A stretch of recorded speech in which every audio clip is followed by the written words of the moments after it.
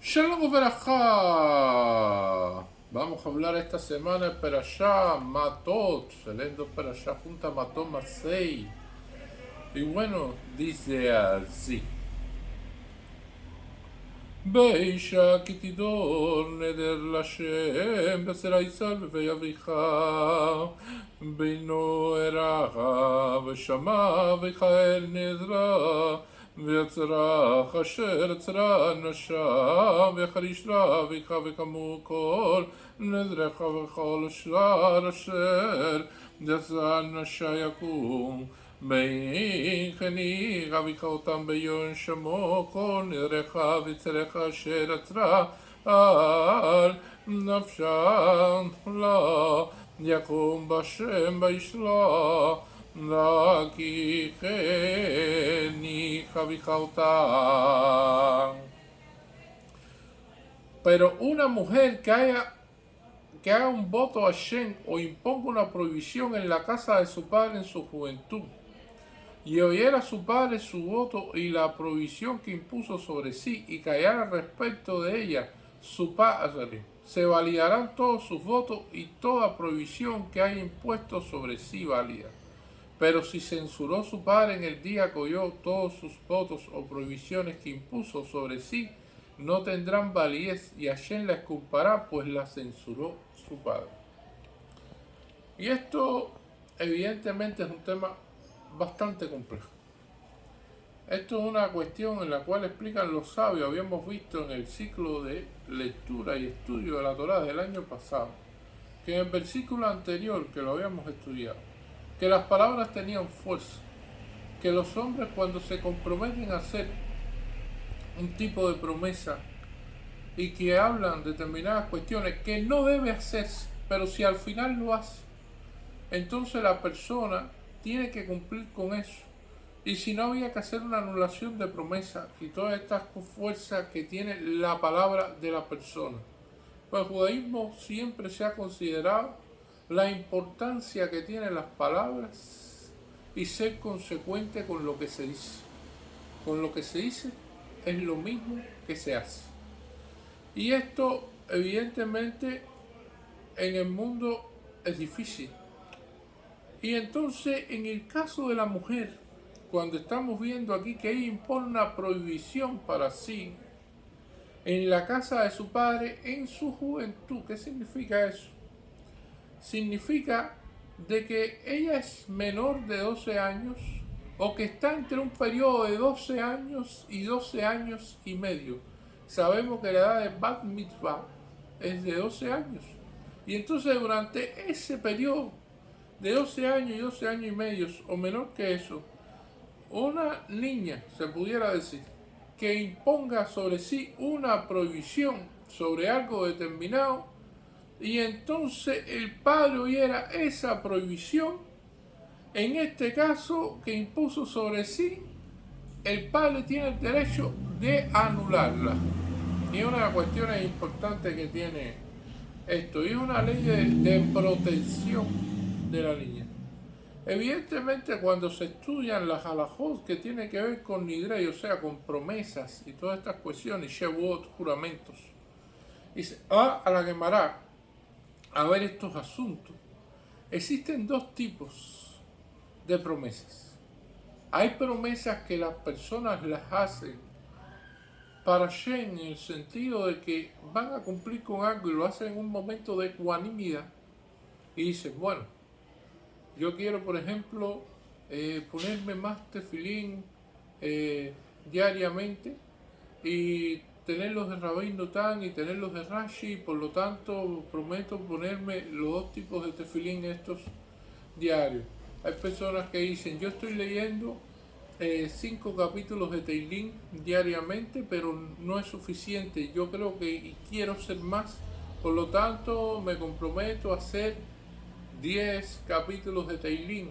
Pero eso lo dicen de una manera pausada, es una cuestión de ellos, la relación con Hashem, de la mitzvah con Hashem. Y entonces ese tipo de promesa, que es un nidrei mitzvah, como se conoce, bueno, es un tipo de promesa positiva. Aunque no se debe prometer nada, porque precisamente a lo mejor no lo pueda hacer, y la persona que cree que todo lo que él piensa que va a suceder es lo que sucede, y todo lo que él cree que sucede, sucede porque sí, porque si él está presente va a suceder, está equivocado. Las cosas suceden porque Hashem lo permite. Las cosas suceden de acuerdo a los planes de Hashem y nunca se saben cuáles son esos planes. Por eso muchas veces se puede planificar mucho una cosa, tratar de que una cosa salga como uno espera y a veces no sale así. Y esto es una de las cuestiones importantes en la vida. Por lo tanto, prometer una cosa es algo muy serio. Por eso en el judaísmo siempre nosotros decimos Bli Neder, no es una promesa. En el caso del otro tipo de promesa, es la promesa que surge a partir de una situación de incomodidad o de un problema como tal. Y entonces puede surgir, por ejemplo, que usted vaya a una cola a comprar manzanas y que la cola sea grande y sea difícil y que al final se acabaron las manzanas y usted no alcanzó, y usted diga y usted prometa, no, más nunca voy a ir a una cola a comprar manzanas, o más nunca voy a ir a este lugar porque estuve esperando 3 horas fuera y no pude resolver. Y puede ser que usted imponga sobre sí una promesa sobre una situación difícil en la cual este es una prohibición a sí mismo, porque la Torah no te lo prohíbe de que tú vayas a una cola a comprar manzanas, usted se lo prohíbe a sí mismo, porque dice, no, yo prefiero no pasar ese trabajo. Y entonces, ante esa situación, si la niña es la que hace esa promesa y el padre la escucha y le dice, no, usted tiene que ir a la cola y tiene que buscar las manzanas, o no, esa prohibición no se aplica sobre ti, y el padre tiene derecho a eso. ¿Por qué? Porque el padre va a proteger a los hijos, y en este caso a la hija, porque en una de las cuestiones que está aquí en la Torá y que claramente está definida cuando se habla de ideología de género, que ahora es un tema bastante conocido y polémico, dentro de la Torá se protege más a las niñas que a los niños. Y vamos a ver que sobre un niño que hace una promesa no existe este tipo, se pudiera decir, de elementos, porque aparecen en este primer párrafo que todo lo que salga de su boca hará. Sin embargo, con la niña sí el padre puede decir y y intervenir directamente y decir, no, esto no puede ser así, esto de esta forma, y anular la promesa en el momento. Inclusive, cuando se estudia la Gemara, todas estas cuestiones que tienen que ver con leyes, y se analiza, por ejemplo, un dinero que tenga el padre para repartir a los hijos en un momento determinado de la vida, no es una herencia, es un dinero. Los niños ya pasaron bar mitzvah, la niña pasó bar mitzvah, y entonces, bueno, ¿a quién se lo damos?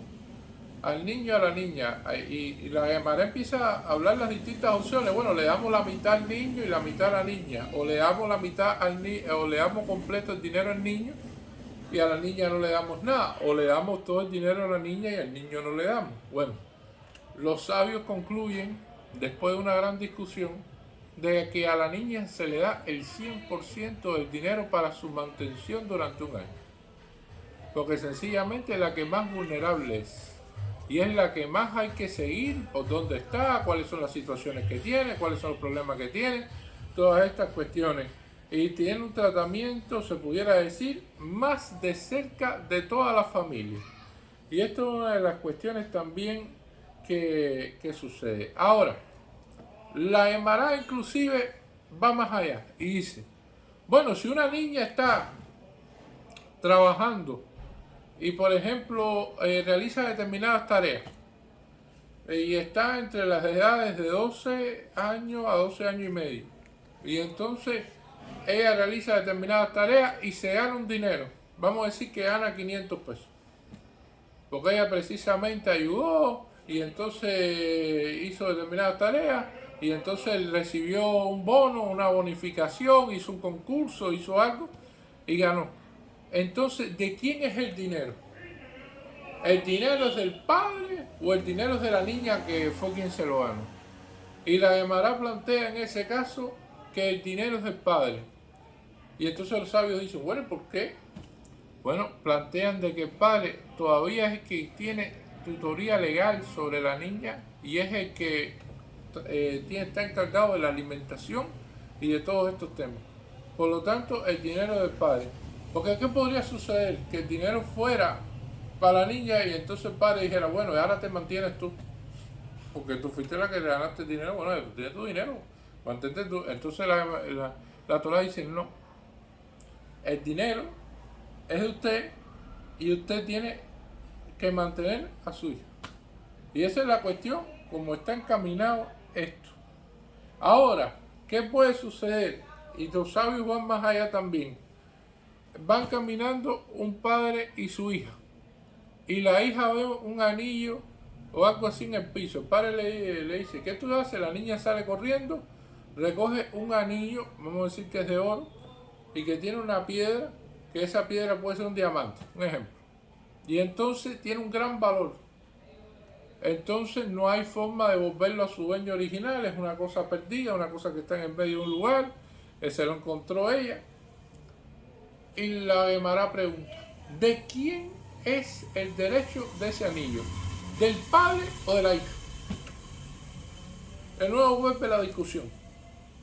Ante esta discusión dicen, la hija va a decir, bueno, yo lo encontré, por lo tanto es mío. El padre va a decir, yo soy el encargado de tu mantención, por lo tanto es mío. Por lo tanto, la posición correcta y lo que plantea la Gemara es que la niña le entregue el anillo que se encontró al padre. Y que el padre entonces lo utilice en la mantención de la niña o que lo guarde para después cuando sea adulta, para se puede decir, la dote o todas las cosas que hagan falta para un futuro. Estos son elementos en los cuales el raciocinio de cómo se maneja esto en la Torah. Ahora bien, ¿qué puede suceder? Puede suceder de que en estos ejemplos, ya sea que la niña se ganó el dinero, o ya sea que la niña se encontró un anillo con un valor grande, que el padre se quede callado. El padre no diga nada, ve a la niña así y diga, bueno, el que calla otorga. Y por lo tanto, si se cayó, entonces el dinero es de la niña y el anillo es de la niña, porque si yo veo que se encuentra uno el anillo y yo no digo nada, entonces la Torah plantea, bueno, no dijo nada, por lo tanto no tiene ninguna objeción, el que calla otorga y entonces le pertenece a ella. Y estos son elementos de cómo funciona la Torah.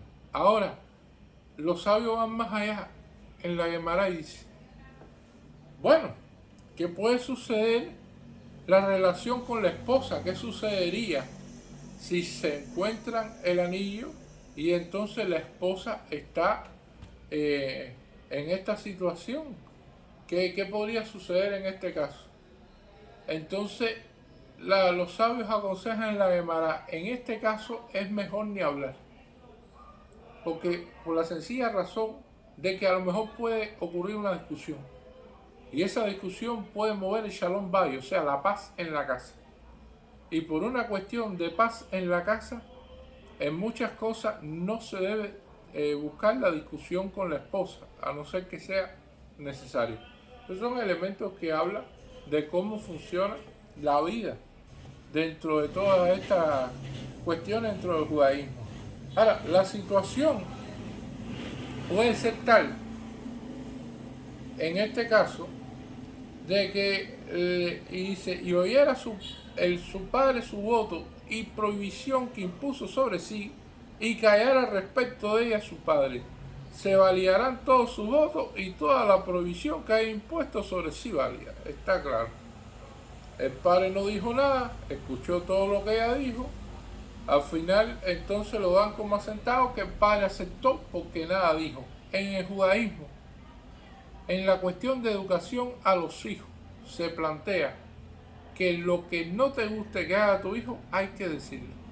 Si usted calla, otorga en educación hacia los hijos. En cuanto a la convivencia en el hogar, en la familia, con respecto a la esposa, si no te gusta algo, a veces es mejor callar para sencillamente buscar la paz en la casa. Pero con respecto a los hijos es diferente.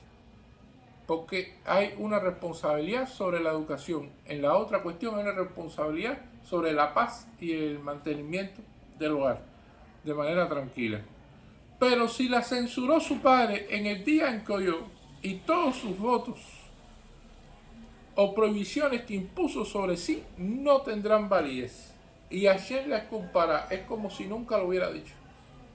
Hashem dice, ella está exenta de eso, pues la censuró su padre, y le dan esa potestad al padre precisamente para realizar esto. Esto es un tema complejo.